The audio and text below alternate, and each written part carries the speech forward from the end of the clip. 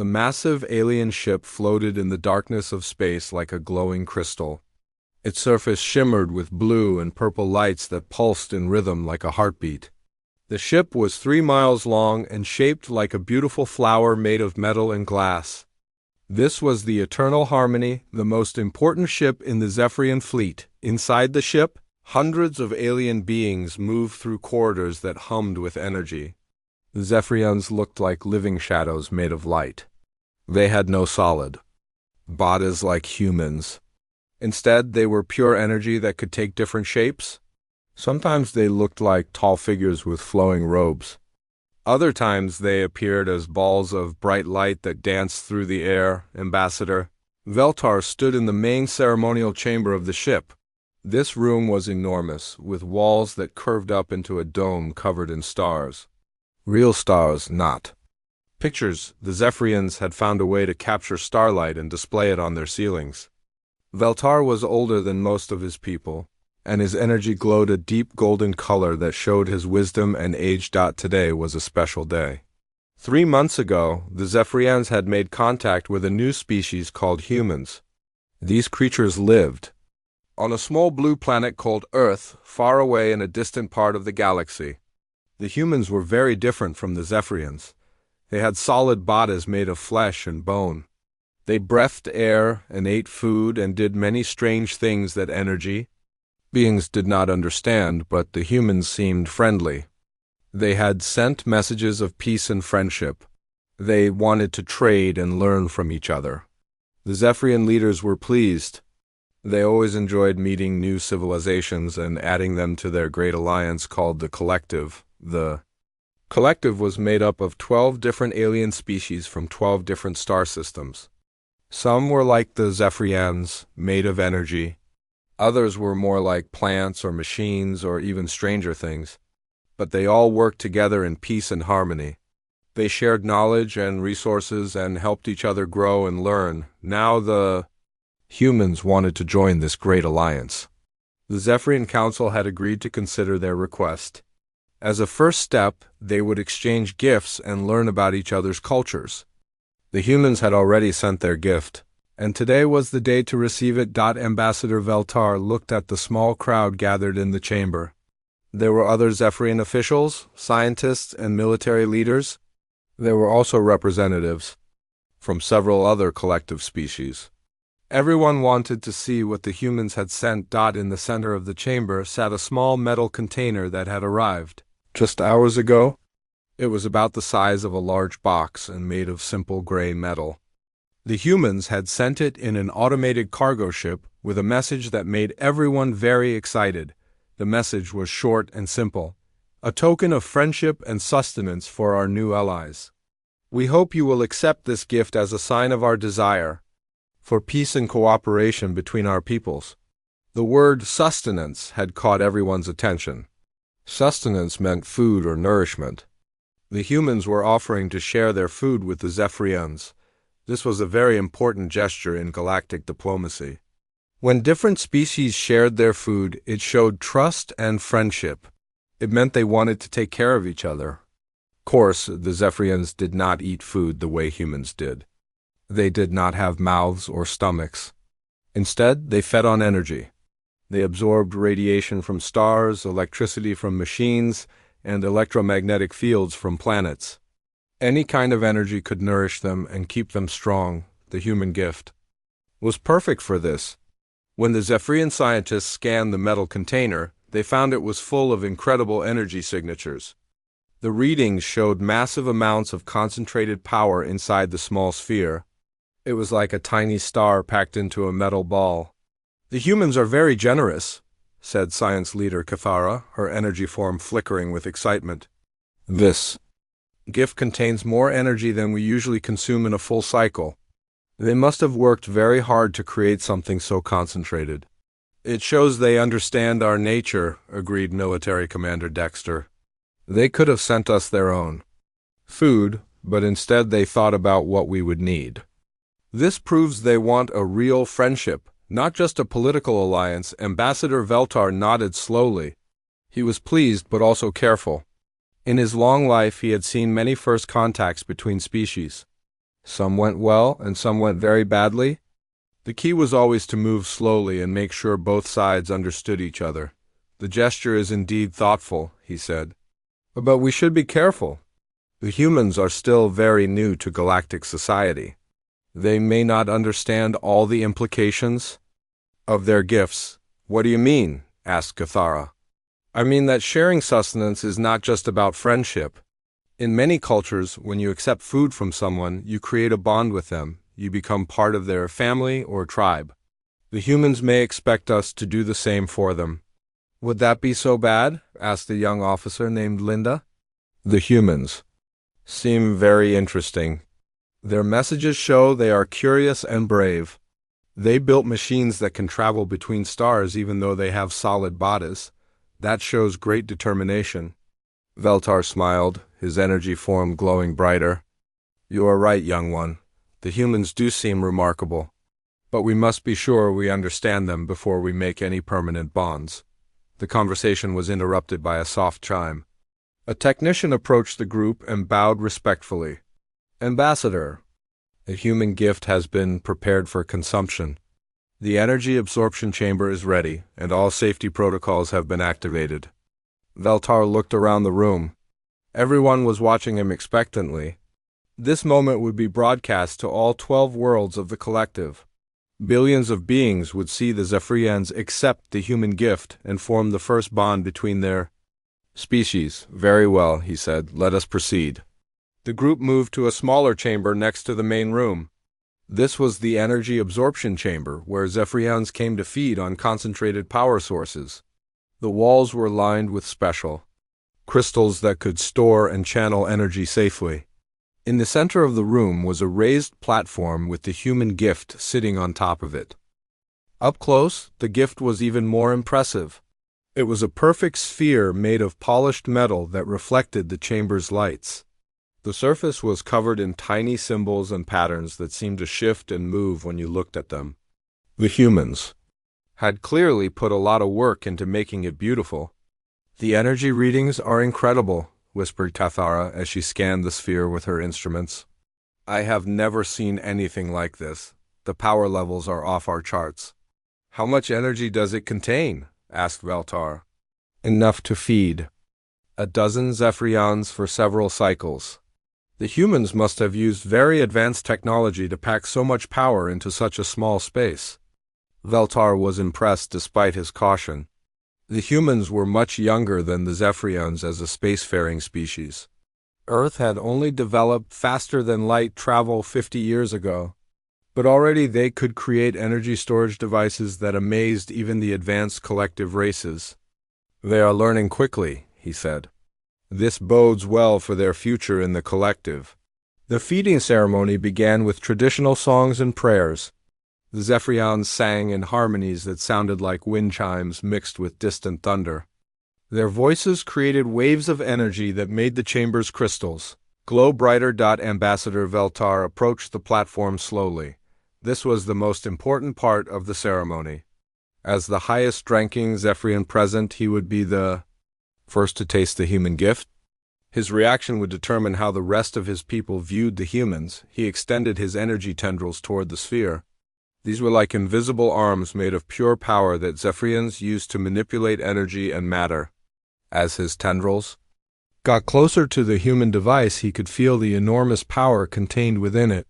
The energy is so dense, he said to the others. It feels like touching a miniature star. Be careful, Ambassador, warned Commander Dexter. We still do not fully understand human technology. But Veltar was already committed. The ceremony was being broadcast across the galaxy. He could not show fear or hesitation now. That would insult the humans and damage any chance of future cooperation. His energy tendrils made contact with the sphere's surface. Immediately, he felt a rush of incredible power flowing through him. It was like drinking lightning or swimming in the heart of a star. The energy was pure and clean and more delicious than anything he had ever experienced. For a moment, Veltar was lost in the sensation. This was the most wonderful gift he had ever received. The humans truly understood what would please the Zephyrians. This sphere could feed their entire diplomatic mission for months, but then something went wrong. The sphere began to vibrate. At first, it was just a gentle humming like the sound of distant engines, but quickly it grew louder and more violent. The platform started to shake, and the chamber's crystals began flashing warning colors. Veltar tried to pull his energy tendrils back, but they seemed to be stuck to the sphere. The device was drawing power from him now instead of giving it. The energy was flowing in reverse, and he could feel his strength being drained away. "Ambassador!" shouted Cathara. "Something is wrong." Alarms started blaring throughout the ship.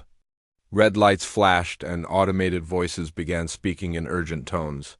The ship's computer was detecting something dangerous, but no one could understand what was happening. Commander Dexter rushed to his personal scanner and pointed it at the human gift.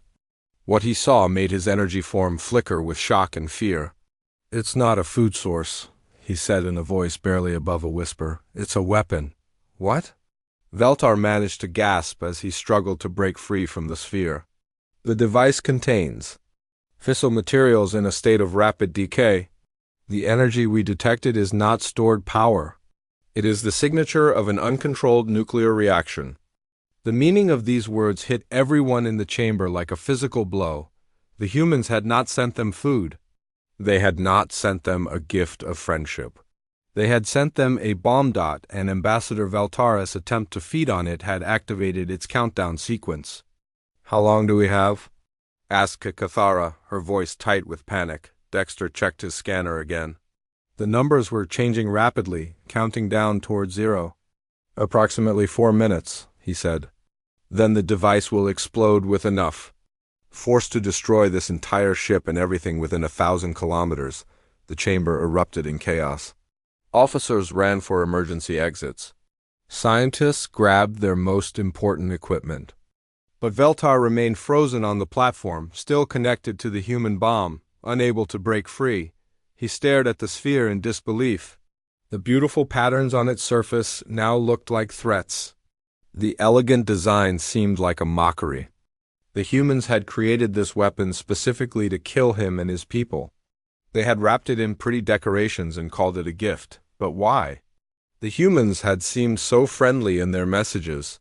They had talked about peace and cooperation.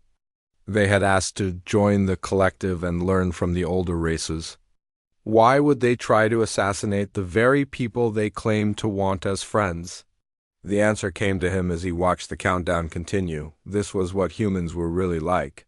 All their talk of friendship was just a trick. They were killers, and liars who used deception to destroy their enemies.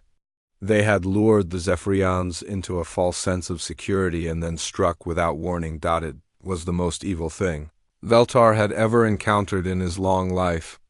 And now he and his ship and his crew were going to die because they had been foolish enough to trust these violent creatures. The countdown reached 3 minutes and kept falling.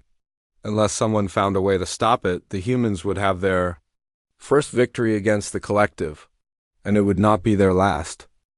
The emergency sirens wailed through every corridor of the Eternal Harmony as Commander Dexter worked frantically at his control panel.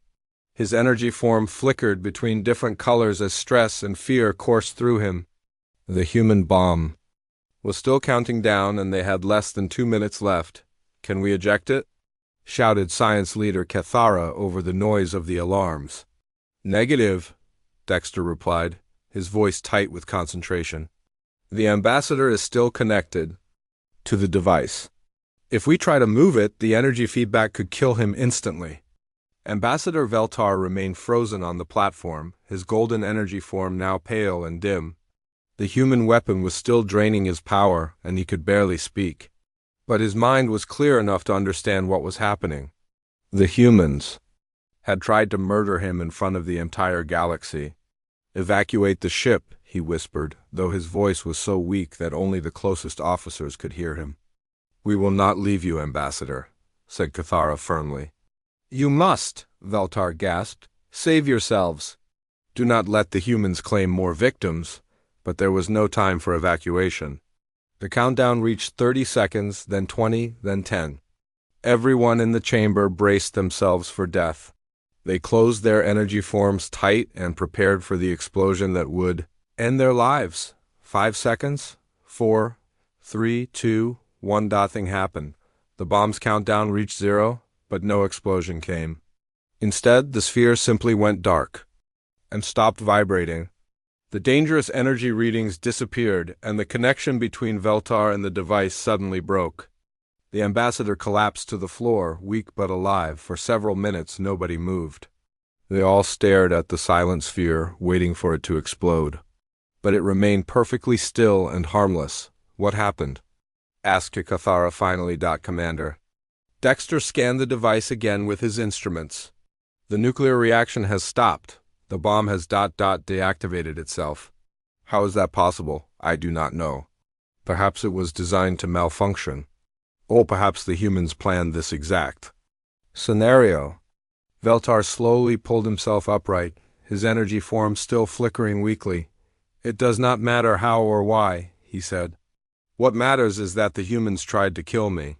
They sent a weapon disguised as a gift, and they nearly succeeded. The implications of this statement hit everyone in the room. If the humans had tried to assassinate the Zephyrian ambassador, it meant they were not interested in peace. It meant their friendly messages had all been lies. It meant they were planning some kind of attack on the collective. We must inform the High Command immediately, said Dexter. Within an hour. Emergency messages were speeding across the galaxy to the 12 home worlds of the collective. The news spread like wildfire through their networks. The humans had revealed their true nature.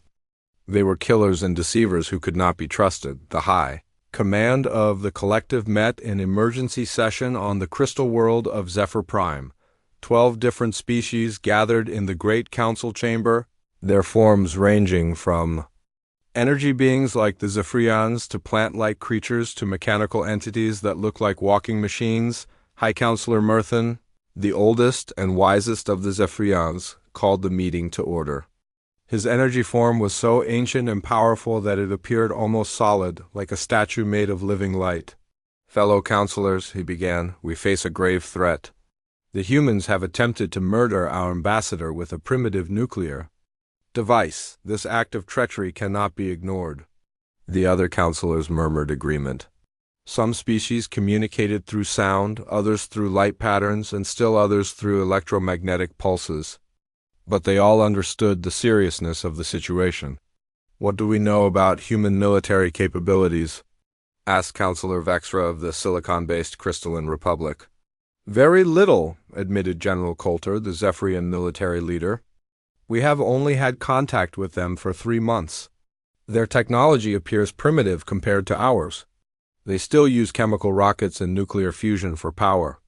Their fastest ships can barely reach 1/10 the speed of light.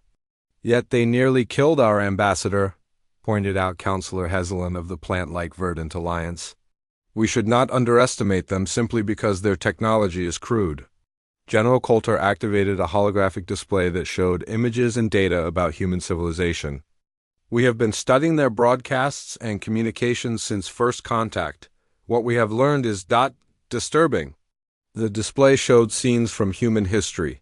Battles with thousands of dead soldiers, cities destroyed by bombs, weapons designed to kill millions of people at once. The counselors watched in horror as they saw how humans treated each other. They are a violent species, continued Coulter. Their entire history is filled with wars and conflicts. They have weapons capable of destroying their own planet. They create devices specifically designed to cause suffering and death. But surely they would not use such methods against us, sighed Counselor Taimara of the Energy-Based Photonic Consortium. We are far more advanced than they are. They must know they cannot win a direct confrontation. That is exactly why they tried assassination, replied General Coulter. They know they cannot defeat us in open battle, so they resort to treachery and deception. The bomb was just their first attempt. If we do nothing, they will try again. Hi. Counselor Murthan studied the images of human warfare with growing alarm. He had lived for over 1,000 years and seen many different species join the collective. Most of them were peaceful by nature. Even the more aggressive races could be reasoned with and taught to control their violent impulses, but humans seemed different. They appeared to enjoy violence. They created art about war. They told stories that glorified killing. They built monuments to their greatest warriors. Violence was not just part of their nature, it was their culture. "What do you recommend, General?" asked Merthin. "We must strike first," Coulter said firmly. "The humans have shown they cannot be trusted. They will continue to plot against us until we stop them. I recommend we send a fleet to their home system and force them to surrender. And if they refuse, then we destroy their military capabilities and place their planet under collective supervision. We have done this before with other aggressive species. Once they see our power, they usually become more reasonable." Some of the counselors nodded agreement, but others looked uncertain. Military action was always a last resort for the collective. They preferred diplomacy and negotiation. "Perhaps we should try to communicate with them first," suggested Counselor Nath of the Aquatic Oceanic Federation. "There might be some misunderstanding. The bomb could have been an accident." General Coulter shook his head. "An accident? They sent a nuclear weapon disguised as food. How could that possibly be an accident?" "Their technology is primitive," Nath replied. "Maybe they made a mistake in their calculations. Maybe the device was supposed to be a power source, not a weapon." "Even if that were true," said Coulter, "it would prove they are too dangerous to be allowed freedom. A species that cannot tell the difference between a gift and a bomb should not be trusted with nuclear technology." The debate continued for hours, but gradually the counselors reached a consensus. The humans had proven they were a threat to galactic peace. They could not be allowed to continue developing weapons while plotting against the collective. Military action was necessary. "Very well," said High Counselor Merthin finally. "General Coulter, you are authorized to assemble a pacification fleet. Your mission is to travel to the human home system and force their surrender. Use whatever force is necessary, but try to minimize casualties. We are not conquerors, we are peacekeepers." "Understood, High Counselor. How large a fleet will you authorize?" Merthin considered this carefully. The humans were primitive, but they had shown they were cunning and dangerous. It would be better to send too many ships than too few. 200 vessels, he decided. Capital ships, cruisers, and support craft. That should be more than sufficient to handle anything the humans can deploy. Within days, the largest military fleet in collective history was assembled in the Zephyr system. 200 ships of various designs and capabilities, representing the combined military might of 12 different civilizations. Some ships were elegant and beautiful, like crystalline sculptures that could fly through space. Others were more practical, built for function rather than form. The flagship was a massive Zephyrian dreadnought called the Righteous Purpose.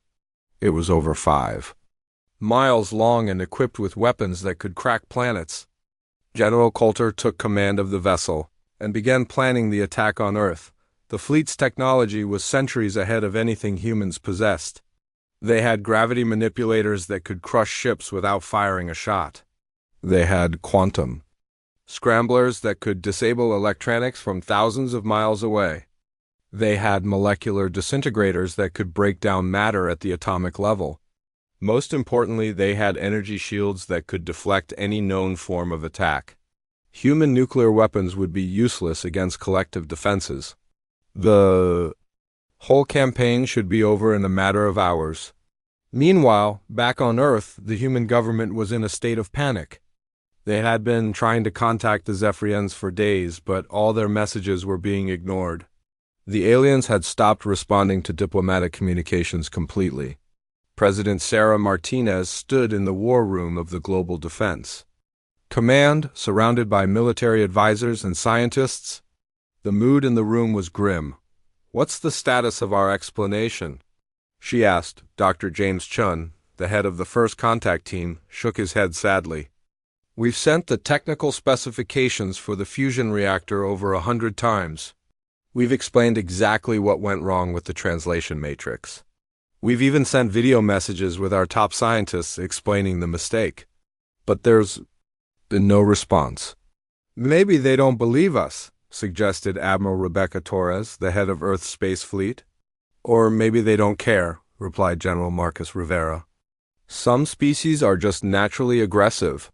Maybe the Zephyrians were looking for an excuse to attack us. President Martinez rubbed her temples, feeling a headache coming on. 3 months ago, first contact with aliens had seemed like the greatest moment in human history. Now it looked like it might be the last. What are our defensive capabilities? She asked Admiral Torres. Limited, Torres admitted. We have 12 ships capable of interstellar travel. Most of them are exploration vessels with minimal weapons. Our planetary defenses consist of missile batteries and a few orbital platforms.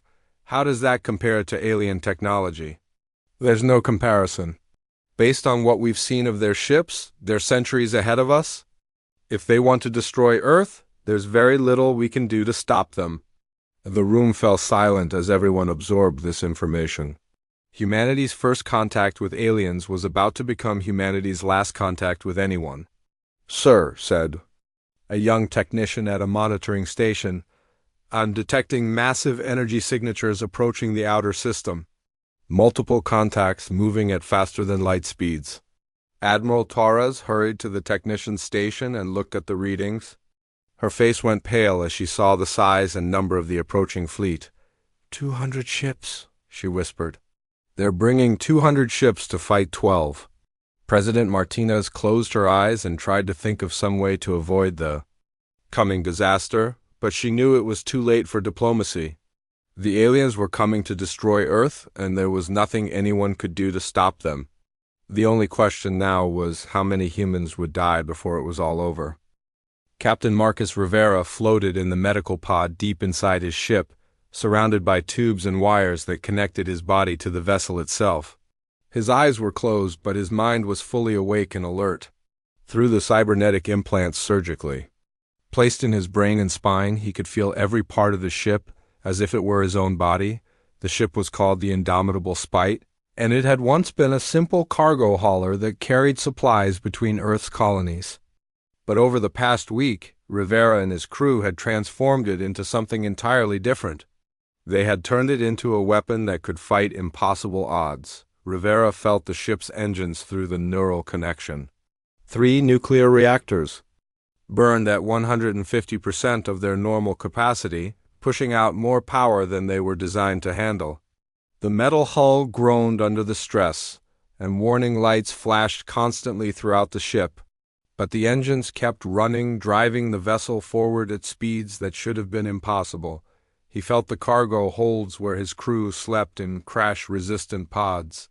50 volunteers had agreed to join this mission, knowing they would probably never see Earth again. They were soldiers, engineers, and pilots who had families and friends back home. But they also knew that if this mission failed, their families would die when the alien fleet reached Earth. The pods kept the crew alive during the crushing acceleration that would otherwise turn their bodies into liquid. Special drugs flowed through their blood to protect their organs from the intense forces. But even with all these protections, some of them might not survive the journey. Rivera tried not to think about that. Most importantly, he felt the weapons. The cargo holds that once carried grain and manufactured goods were now packed with kinetic kill vehicles. These were simple but deadly weapons, metal rods the size of telephone poles that could be fired at incredible speeds. When they hit a target, they released energy equal to a nuclear bomb. The ship also carried nuclear missiles, plasma torpedoes, and experimental beam weapons that the military had been developing in secret. Everything Earth's weapons designers could build in 1 week had been crammed into this single vessel, but the most dangerous weapon on the ship was Rivera himself. The neural implants allowed him to control every system directly with his thoughts. He could fire weapons, adjust engines, and navigate through space faster than any computer. The ship responded to his will like it was part of his own body. The surgery to install the implants had been risky and painful. The doctors had warned him that the neural connection might drive him insane or kill him within days. But Rivera had volunteered anyway. Someone had to pilot humanity's last hope.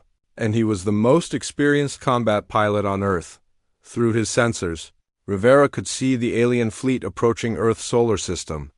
200 ships of incredible size and beauty moving in perfect formation. Their energy signatures were unlike anything humans had ever encountered. Each ship generated more power than Earth's entire electrical grid, but Rivera was not intimidated. He had spent his career fighting against superior odds. He had flown missions against rebel colonies that had better ships and more weapons. He had learned that the key to victory was not having the best equipment, it was being willing to do things. Your enemy would never consider the aliens thought like civilized beings. They had rules and traditions that governed how they fought wars. They tried to minimize casualties and preserve valuable resources. They built beautiful ships that were meant to last for centuries. Humans were different. They built ships to be destroyed. They trained soldiers to die for their cause. They created weapons specifically designed to cause maximum damage with no regard for the cost. To the aliens, this would seem like madness. To humans, it was just another day at war. Rivera's ship was proof of this philosophy. Everything about the indomitable Spite was designed for a single mission with no expectation of survival. The life support systems had been stripped out to make room for more weapons. The beautiful decorations and comfortable quarters that adorned civilian ships had been replaced with armor plating and ammunition storage. Even the crew quarters had been sacrificed. Instead of beds and recreation areas, the ship had crash pods and medical equipment. The men and women sleeping in those pods knew they were not passengers on this journey. They were ammunition to be expended when the time came. The alien fleet entered the outer edge of the solar system, moving with the confidence of beings who had never faced a real challenge. Their ships spread out in a classic battle formation, with the largest vessels in the center and smaller escorts forming a protective screen around them. Rivera studied their movements through his neural link with the ship's sensors. The aliens were following standard military doctrine for a superior force attacking a weaker enemy. They expected Earth's small fleet to meet them in traditional battle formation. They probably planned to demand surrender before opening fire, but Rivera had no intention of fighting a traditional battle. Admiral Sarah Chun commanded Earth's defense fleet from the bridge of the battleship Defiant. Her 12 ships were positioned around Earth in defensive formations, but she knew they could not stop the alien armada. The best they could hope for was to delay the enemy long enough for civilian evacuation ships to escape. Chun had been a naval officer for 30 years before joining the space fleet.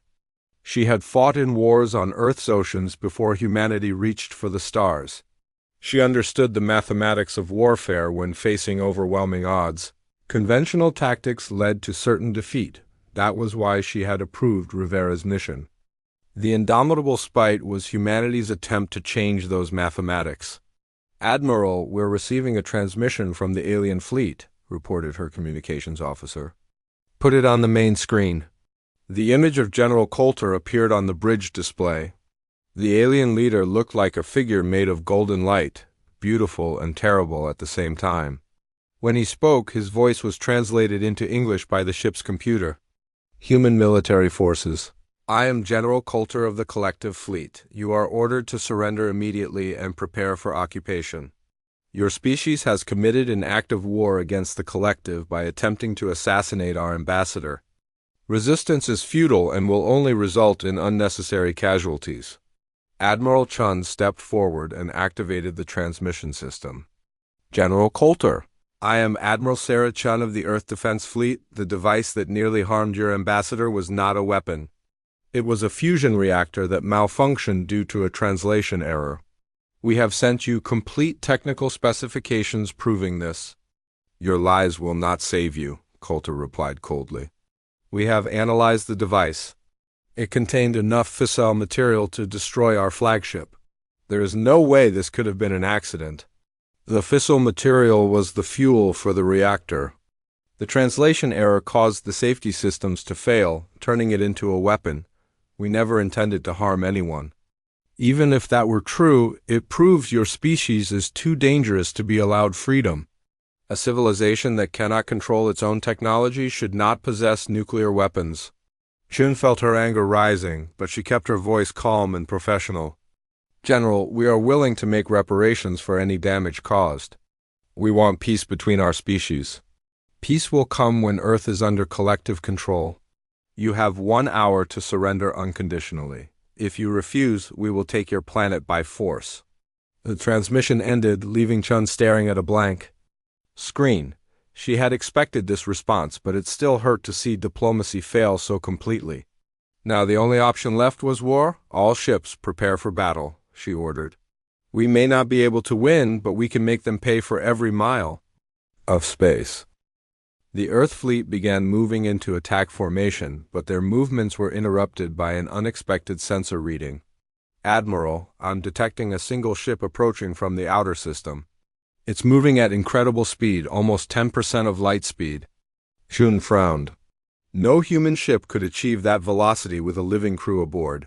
The acceleration forces would be lethal. Can you identify the vessel? It's the indomitable Spite, Captain Rivera's ship. But the energy readings are off the charts. I think they've overloaded their engines. Shun smiled grimly. Rivera had exceeded even her expectations. She had hoped his ship might serve as a distraction or suicide bomber. But if he could maintain that speed, he might actually damage some alien vessels before being destroyed. Patch me through to Captain Rivera. Rivera's voice came through the communication system, distorted by static and interference from his overloaded engines. Admiral, this is the indomitable Spite. We are beginning our attack run. Captain, your approach vector will take you straight through the alien formation. Are you sure about this? Affirmative, Admiral. We're going to show these aliens what happens when you threaten humanity. General Coulter was reviewing the final attack plans when his sensors officer reported the approaching human ship. At first he dismissed it as irrelevant. A single vessel could not threaten a fleet of 200 ships. But as the human craft got closer, Coulter began to realize something was wrong. The ship was accelerating at rates that should be impossible for any vessel with a living crew. Its energy output suggested engines running far beyond safe parameters. What kind of ship is that? He asked his science officer. It appears to be a converted cargo vessel, General. But the modifications are extensive. I am reading weapons signatures throughout the hull, and the power output is unlike anything in our databases. Are there life signs aboard? Minimal. Perhaps 50 beings in some kind of suspended animation. But there is one active life form that seems to be connected to the ship's system somehow. Coulter studied the sensor readings with growing unease. The human vessel was clearly some kind of suicide attack, but its design was unlike anything the collective had encountered. Most civilized species would sacrifice a ship to save their fleet, but they would never deliberately kill their own crew. Members, General, the human ship will reach our formation in approximately 6 minutes. Should we engage it with our escort vessels? Coulter considered this. The human ship was fast and well-armed, but it was still just one vessel against 200. His escorts could destroy it easily without putting the main fleet at risk. Yes, order the forward escorts to intercept and destroy the human vessel. But be careful, it may be carrying nuclear weapons. 6 collective destroyers moved to intercept the indomitable Spite. These ships were elegant and deadly equipped, with the most advanced weapons in the galaxy. Their gravity disruptors could crush the human vessel without even touching it. But as they closed in for the kill, Rivera made his move. Through his neural connection with the ship, he could see the alien vessels approaching. Their movements were predictable and coordinated, following standard military doctrine. They expected him to either surrender or fight a conventional battle. Instead, Rivera did something no civilized being would ever consider. He overloaded every nuclear reactor on his ship simultaneously and aimed directly at the center of the alien formation. The indomitable Spite became a flying bomb traveling at 10% of light speed. When it exploded, the energy release would be equivalent to 100 nuclear weapons. And the explosion would happen right in the middle of the alien fleet. The escort ships fired their gravity disruptors, but Rivera's ship was moving too fast. and generating too much interference. Their weapons could not lock onto the speeding vessel. In desperation, the aliens tried to ram the human ship with their own vessels. But Rivera was ready for this. At the last second, he released his cargo of kinetic kill vehicles. Thousands of metal rods shot out from the indomitable Spite like bullets from a shotgun. They spread out in all directions, each one moving at incredible speed. The alien escort ships flew directly into this deadly cloud. The impact was devastating. The kinetic weapons punched through alien shields and armor like they were made of paper. 3 escort ships exploded instantly. 2 more were crippled and began spinning out of control, but Rivera was not finished. As his ship raced through the gap in the alien formation, he fired every weapon he had left. Nuclear missiles, plasma, torpedoes, and beam weapons lashed out at the larger alien vessels. Most of the weapons were stopped by alien defenses, but a few got through. The collective cruiser Golden Dawn lost its forward section to a nuclear missile. The destroyer Swift. Current was cut in half by a plasma torpedo. And then Rivera reached the center of the alien formation. He smiled as he felt his ship's reactors reaching critical mass. The neural implants let him experience the approaching explosion as if it were his own heartbeat. In a few seconds he and his crew would be dead, but they would take a significant portion of the alien fleet with them. "This is for Earth," Rivera whispered. The indomitable Spite exploded like a new star being born in the depths of space. The explosion of the indomitable Spite lit up space like a miniature sun. The blast wave expanded outward in all directions, carrying enough energy to power a small planet for years. When the light finally faded, 7 collective ships had been destroyed and dozens more were damaged. General Coulter stood on the bridge of his flagship, staring at the expanding cloud of debris where the human vessel had been. In his 1,000 years of military service, he had never seen anything like what had just happened. The humans had turned one of their own ships into a weapon and killed their entire crew just to damage his fleet. "Casualty report," he ordered, his energy form flickering with shock and anger. 7 ships destroyed, 18 damaged, replied his tactical officer. "We have lost approximately 2,000 crew members."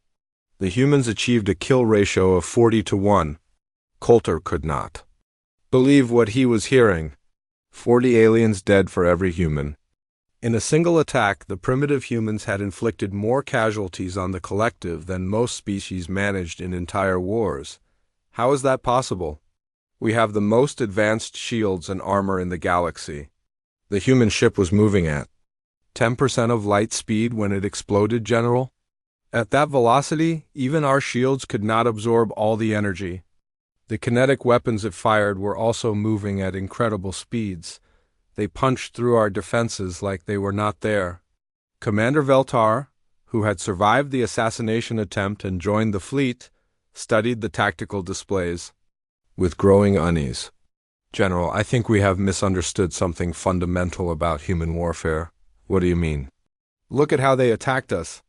They did not try to preserve their ship or save their crew. They turned their entire vessel into a single-use weapon. This suggests a completely different approach to combat than what we are used to." Coulter nodded slowly. The collective had fought many wars over the centuries, but they had always followed certain rules. Ships were valuable and took years to build. Crews were trained professionals who represented significant investments in time and resources. No civilized species would waste such assets on a single attack, but the humans seemed to view their ships and crews as expendable ammunition. "Sir, we are receiving a transmission from the remaining Earth vessels," reported the communications officer. "Put it on screen." Admiral Chun appeared on the display, standing on the bridge of her flagship. Behind her, Coulter could see human officers working at their stations. They looked calm and determined despite facing overwhelming odds. "General Coulter, I am Admiral Sarah Chun. You have just experienced a small demonstration of human military capabilities. Captain Rivera and his crew died as heroes, and their sacrifice will be remembered forever. But they were only the first." "You speak as if you have achieved some great victory," Coulter replied.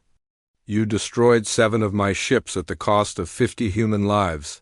That is hardly an efficient exchange. Shun smiled coldly. You think in terms of efficiency, General. We think in terms of results. Captain Rivera proved that your ships can be destroyed. Your shields and armor are not invincible. That knowledge is worth any price. You have 11 ships remaining. We have 193. Do you seriously believe you can defeat us? We do not need to defeat your entire fleet, General. We only need to make the cost of victory higher than you are willing to pay. The transmission ended, leaving Coulter staring at a blank screen. There was something deeply disturbing about the human admiral's words. She had spoken about death and sacrifice as if they were normal parts of warfare. Most civilized species tried to avoid casualties whenever possible. General, the human fleet is moving to engage us, reported the tactical officer. Coulter looked at the tactical display and saw the 11 Earth ships accelerating toward his formation. They were vastly outnumbered and outgunned, but they showed no signs of hesitation or fear. Very well. All ships prepare for battle. But be careful, these humans are more dangerous than they appear.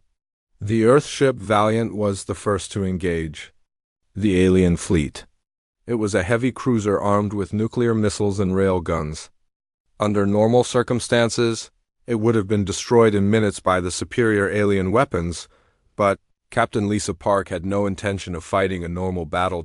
As her ship approached the alien formation, she ordered her crew to begin emergency modifications to their nuclear warheads.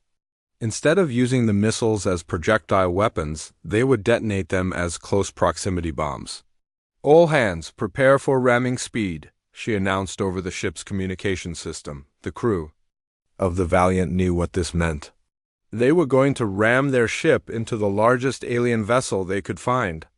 Most of them would die in the impact, but they might be able to cripple or destroy an enemy capital ship. Captain Park aimed her vessel at a massive collective dreadnought called the Eternal Glory. The alien ship was 5 times larger than the Valiant and armed with weapons that could vaporize planets. But it was also slow and could not maneuver quickly enough to avoid the approaching human vessel. The aliens fired everything they had at the Valiant. Energy beams and gravity disruptors hammered the human ship, tearing holes in its hull and killing dozens of crew members. But the ship kept coming, its engines pushing it forward even as it fell apart around the crew. At the last moment, Captain Park detonated every nuclear weapon on her ship simultaneously. The Valiant disappeared in a ball of nuclear fire that engulfed the front section of the Eternal Glory. When the explosion cleared, both ships were gone, but this was only the beginning. The Earth destroyer Relentless followed the same tactic, ramming itself into a collective cruiser. The frigate Determined crashed into an alien destroyer. One by one, the human ships sacrificed themselves to destroy much larger alien vessels. General Coulter watched in horror as his fleet was torn apart by suicidal human attacks. Each Earth ship that died took 2 or 3 collective vessels with it. The humans were achieving impossible kill ratios by using their own ships as weapons. "This is madness," he said to Commander Veltar. "How can they fight this way? Do they not value their own lives?" "I think they value something more than their lives," Veltar replied. "They are fighting to protect their homeworld. They would rather die than see their families enslaved." As the battle continued, Coulter began to intercept human communications. What he heard chilled him to his core. The human crews were not afraid or desperate, they were angry.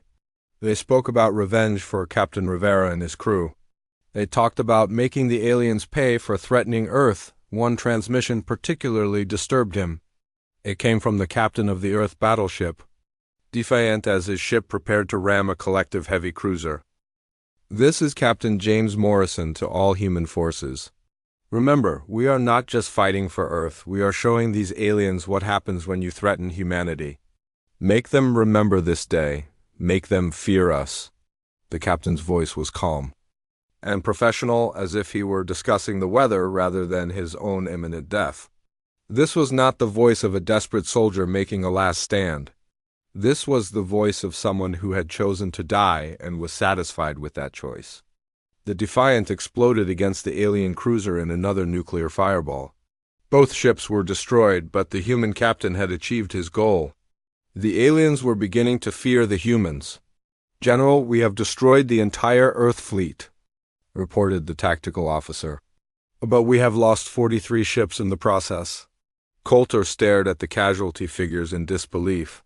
12 human ships had destroyed 43 collective vessels. The humans had achieved a kill ratio that should have been impossible with their primitive technology. But the worst part was yet to come. "Sir, I am detecting multiple energy signatures approaching from the inner system. It appears to be human reinforcements." "How many ships?" "Approximately 50 vessels." "But they are not military ships, General?" "I am reading cargo haulers, mining vessels, and civilian transports." Coulter felt a chill run through his energy. Form. If the humans were sending civilian ships into battle, it meant they were following the same doctrine as their military. Every vessel would be converted into a weapon. Every crew would be willing to die. The approaching human fleet was a motley collection of ships that had never been designed for war. There were asteroid miners with plasma cutters converted into weapons. There were cargo ships loaded with nuclear waste that could be used as dirty bombs. There were passenger liners that had been stripped of their civilian equipment and packed with explosives. Leading this ragtag armada was the converted colony ship New Horizons. Captain Elena Rodriguez had volunteered to command the civilian fleet after hearing about the military sacrifice. Her ship carried 3,000 colonists who had been heading to a new world beyond the solar system. But now they were heading into battle instead. "All civilian vessels, this is Captain Rodriguez. Remember, we are not soldiers, but we are still human. Our military comrades showed these aliens what we are capable of. Now we must prove that every human is willing to fight for Earth." The civilian ships attacked with the same suicidal tactics as the military vessels. But they were even more unpredictable because they had not been built for combat. Their weapons were improvised and their defenses were minimal. But they made up for these disadvantages with creativity and determination. The mining ship Asteroid Breaker used its industrial equipment to tear chunks of metal from destroyed alien vessels and hurl them at other ships. The cargo hauler Heavy Load converted its magnetic crane into a weapon that could rip alien ships apart. The research vessel Deep Explorer used its scientific instruments to disrupt alien communications and navigation systems. Each civilian ship fought until it was destroyed, taking alien vessels with it whenever possible. The colonists aboard the New Horizons sang hymns as their ship rammed into a collective battleship. The miners on the Asteroid Breaker cheered as they crashed into an alien destroyer. General Coulter realized he was not fighting a military force. He was fighting an entire species that had weaponized itself. "General, we have intercepted human data transmissions," reported his intelligence officer. "They contain detailed information about human military history and doctrine." "Show me." The holographic display filled with images and documents from human wars throughout history. Coulter saw battles where humans had fought to the last soldier rather than surrender. He saw weapons designed to poison entire continents. He saw strategies for fighting wars across multiple planets. But the most disturbing information was about human psychology. The files explained how humans viewed warfare as a natural part of existence. They did not fight to capture territory or resources. They fought to completely destroy their enemies. "Look at this," said Commander Veltar, pointing to a particular document. "It is called Nuclear Doctrine. The humans have plans for destroying their own planet rather than allowing it to be conquered." Coulter read the document with growing horror. The humans had built weapons capable of rendering Earth uninhabitable. If they faced defeat, they would trigger these weapons and kill every living thing on their world rather than submit to alien rule. They would commit genocide against their own species? According to this, they call it acceptable losses. They believe that if they cannot win, they should make sure their enemies gain nothing from victory. More human ships were approaching from the outer planets. These were industrial vessels from the asteroid belt and mining colonies. They had been converted into weapons platforms and packed with nuclear explosives. Their crews consisted of miners, engineers, and factory workers who had volunteered to join the fight. Coulter realized that every human in the solar system was now a potential enemy combatant. Men, women, and children were all willing to die to protect their homeworld. They would fight with military ships, civilian vessels, and their bare hands if necessary. "Sir, we are receiving another transmission from Earth," said the communications officer. This time, the transmission came from President Martinez herself. She stood in what appeared to be a bunker deep underground, surrounded by military officers and government officials. "General Coulter, you have now seen what happens when you threaten humanity. We do not surrender. We do not negotiate. We fight until either you are defeated or we are all dead. But we have one more thing to show you." The president gestured to someone off-screen, and new images appeared on the display. They showed massive underground facilities filled with nuclear weapons, rocket silos containing intercontinental ballistic missiles, orbital platforms equipped with planet-killing weapons. "These are our final defenses, General. If your fleet reaches Earth, we will detonate every nuclear weapon on our planet simultaneously. The explosion will be visible from your homeworlds. Earth will become a radioactive wasteland, but your fleet will be destroyed along with us." Coulter stared at the images in shock. The humans had turned their entire planet into a weapon. If he continued the attack, he would win a dead world and lose most of his fleet in the process. "We offer you one final choice," President Martinez continued. "Withdraw your fleet and accept our explanation for the fusion reactor incident. Or continue your attack and face total war against a species that considers extinction unacceptable. Price for victory." The transmission ended, leaving Coulter alone with his thoughts. He had come to Earth expecting to fight a primitive species with crude weapons.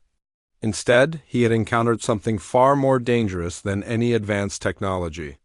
He had encountered humans at war.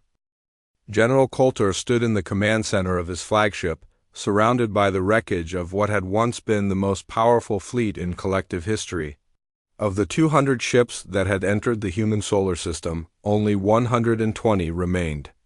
80 vessels had been destroyed by an enemy that possessed just 60 ships in total. The mathematics of the battle made no sense by any civilized standard. The humans should have been crushed within hours. Their technology was centuries behind. Collective standards.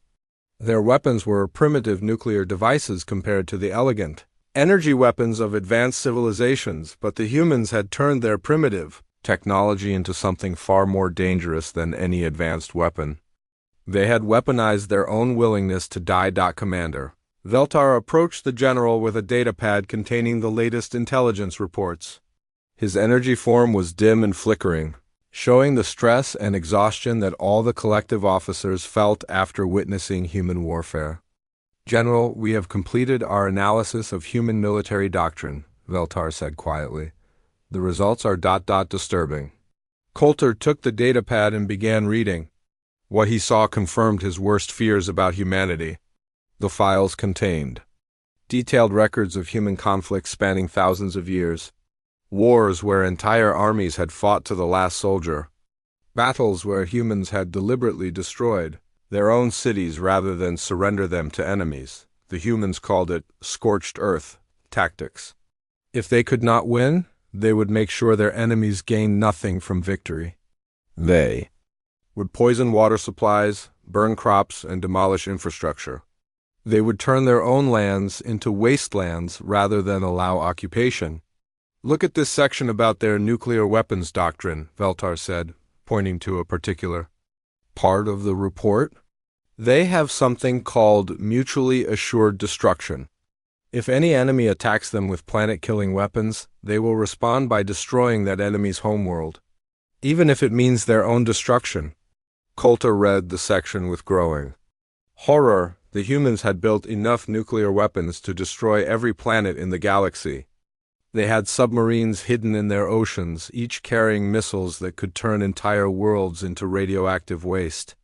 They had satellites orbiting their sun, equipped with weapons that could cause stars to explode.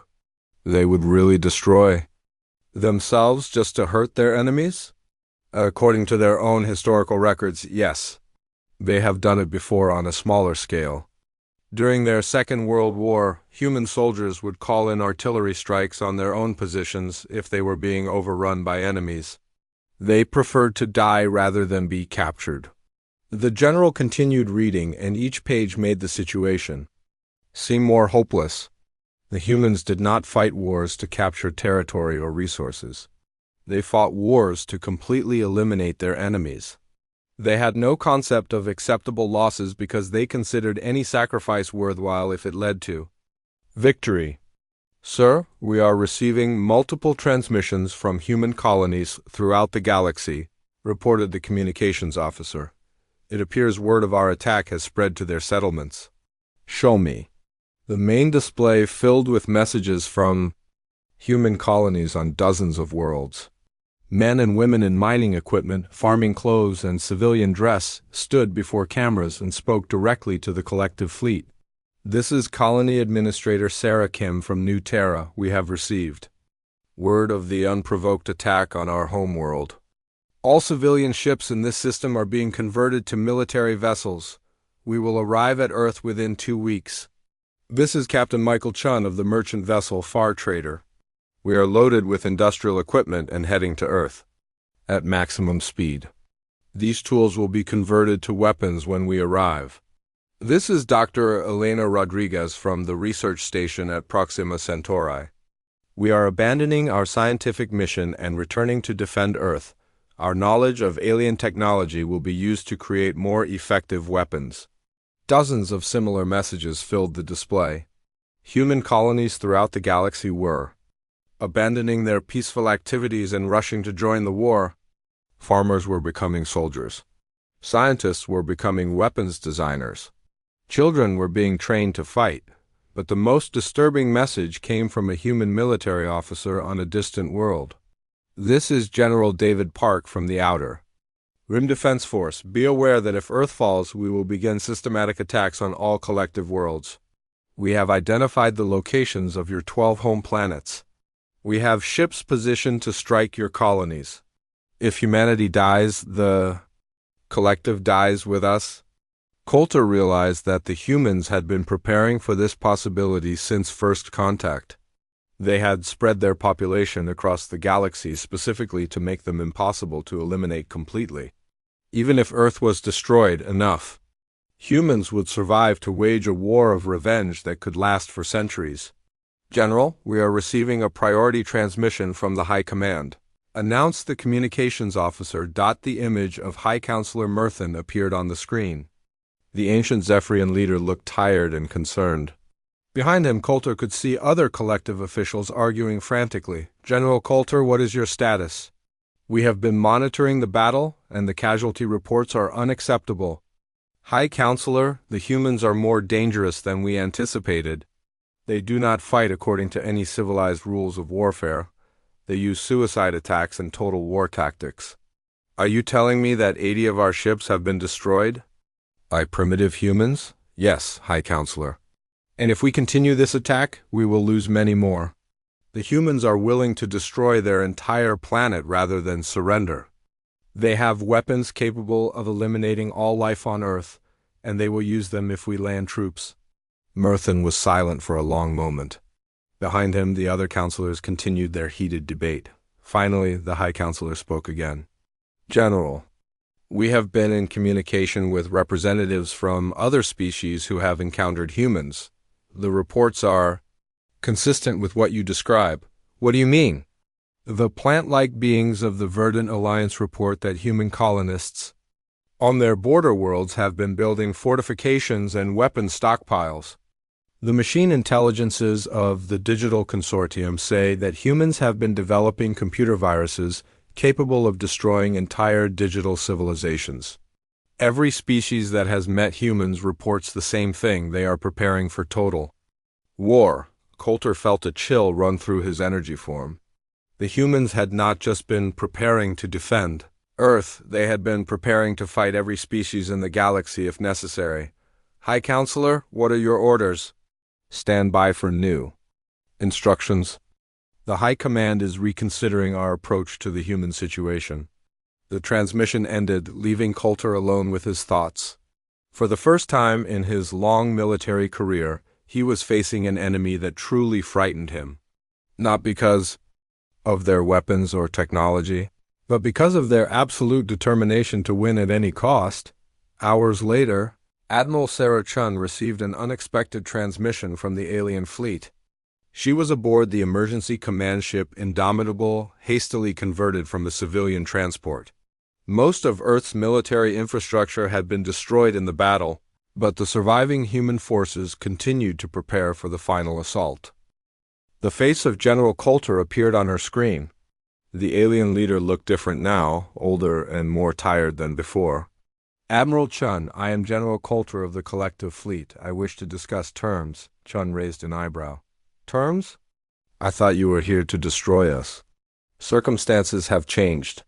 We have received new intelligence about human capabilities and intentions. The High Command wishes to avoid further bloodshed. You mean you have realized that we will not surrender, no matter what you do to us? That is correct.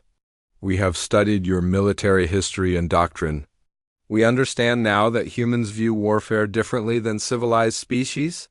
You are willing to pay any price for victory, including your own extinction. Chun nodded.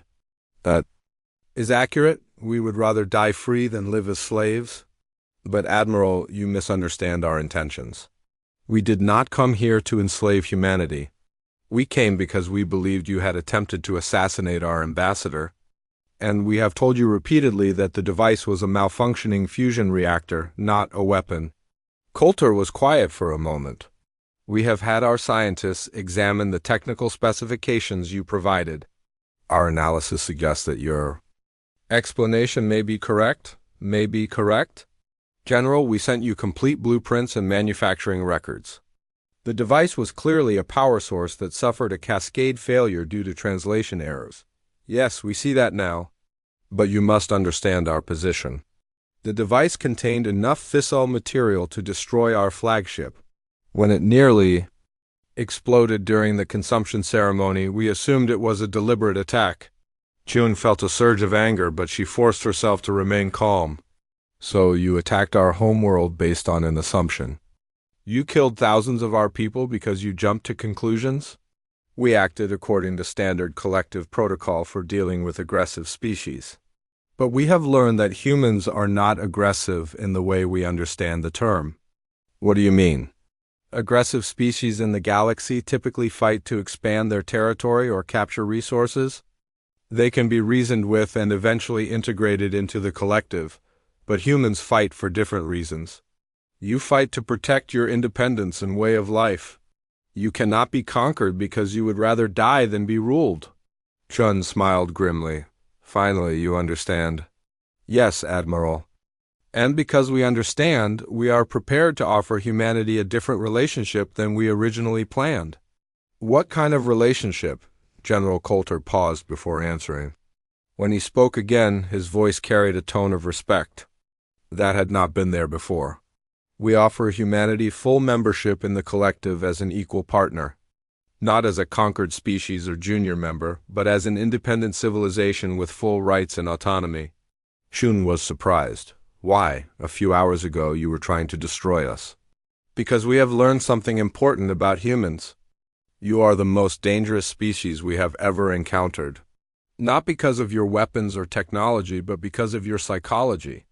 You fight with a determination that terrifies even our most warlike members. And you want us as allies instead? Of enemies. Exactly. The collective has existed for thousands of years by incorporating different species and their unique abilities. Your species brings something we have never encountered before, the willingness to sacrifice everything for your beliefs.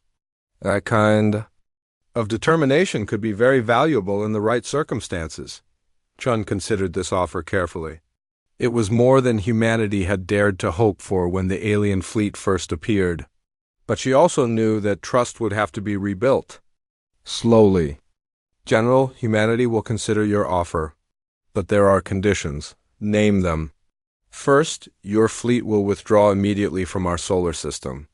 Second, the collective will provide reparations for the damage done to our ships and the lives lost in this conflict.